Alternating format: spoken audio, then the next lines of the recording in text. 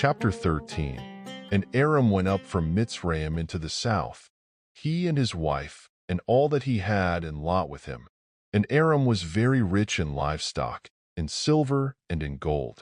And he went on his journey from the south as far as Bethel, to the place where his tent had been at the beginning, between Bethel and Ai, to the place of the altar which he had made there at first. And there Aram called on the name of YAHUAH. Now Lot, who went with Aram, also had flocks and herds and tents. And the land was not able to bear them, that they might dwell together, for their possessions were great, so that they could not dwell together. And there was strife between the herdsmen of Aram's livestock and the herdsmen of Lot's livestock. And at that time the Canaanites and the Perizzites dwelt in the land.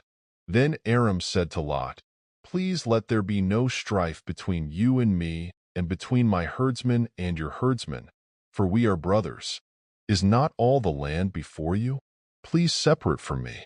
If you take the left, then I go to the right. Or, if you go to the right, then I go to the left. And Lot lifted his eyes and saw all the plain of the Jordan, that it was well watered everywhere before. YAHUAH destroyed Sihon and Amorah, like the garden of YAHUAH, like the land of Mitzrayim as you go toward Soar. So Lot chose for himself all the plain of the Jordan, and Lot moved east. Thus they separated from each other, Aram dwelling in the land of Kinah, and Lot dwelling in the cities of the plain, and pitched his tent as far as Sihon.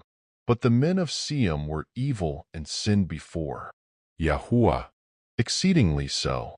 And after Lot had separated from him, YAHUAH said to Aram, Now lift up your eyes and look from the place where you are, northward and southward and eastward and westward.